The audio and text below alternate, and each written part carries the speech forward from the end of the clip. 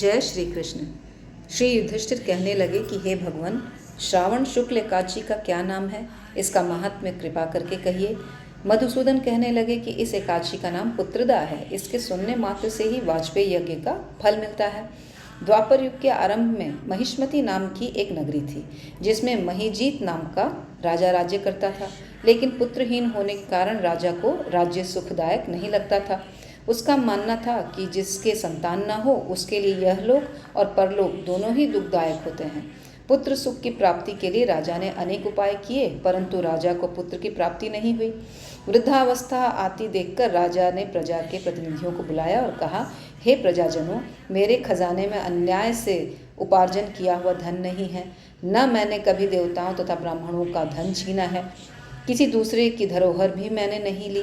प्रजा को पुत्र के समान पालता रहा, कभी किसी से घृणा नहीं की, सबको समान माना है। इस प्रकार धर्म युक्त राज्य करते हुए भी मेरे पुत्र नहीं हैं, सो मैं अत्यंत दुख पा रहा हूँ। इसका क्या कारण है? राजा महीजीत की इस बात को विचारने के लिए मंत्री तथा प्रजा के प्रतिनिधि वन को गए। वहाँ बड़े बड़े ऋषि मुनियों के दर्शन किए। राजा की उत्तम कामना की पूर्ति के लिए किसी श्रेष्ठ तपस्वी की खोज करते रहे। एक आश्रम में उन्होंने एक अत्यंत वयोवृद्ध धर्म के ज्ञाता, बड़े तपस्वी, समस्त शास्त्रों के ज्ञाता महात्मा लोमश मुनि को देखा, जिनका कल्प के व्यतीत होने पर एक रोम गिरता था। सबने जाकर ऋषि को प्रणाम किया।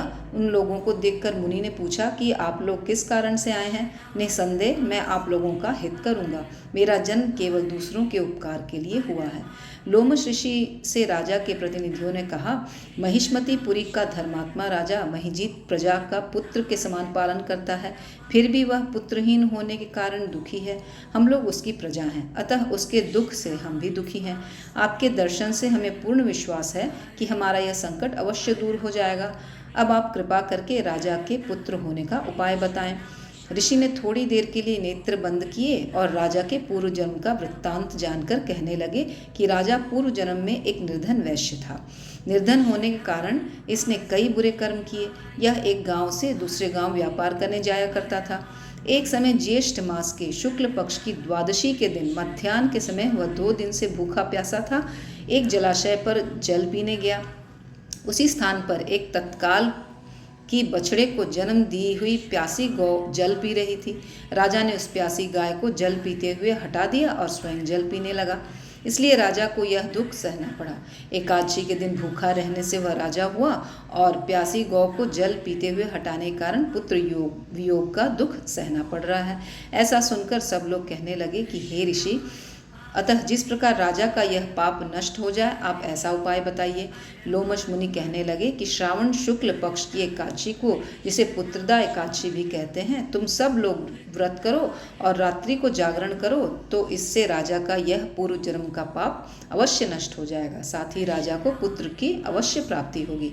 लोमश ऋषि के ऐसे वचन सुनकर मंत्रियों सहित सारी प्रजा ने, जब श्रावण शुक्ल एकादशी आई तो सबने पुत्रदा एकादशी का व्रत और जागरण किया। इसके पश्चात द्वादशी के दिन इसके पुण्य का फल राजा को दे दिया। उस पुण्य के प्रभाव से राजा के यहाँ एक बड़ा तपस्वी पुत्र का जन्म हुआ। इसीलिए हे राजन, इस श्रावण शुक्ल एकादशी का नाम पुत्रदा पड़ा। अतः संतान सुख की इच्छा करने वाले इस व्रत को अवश्य करें। इसके महात्म्य को सुनने से मनुष्य सब पापों से मुक्त हो जाता है और इस लोक में संतान सुख भोगकर परलोक में स्वर्ग को प्राप्त करता है।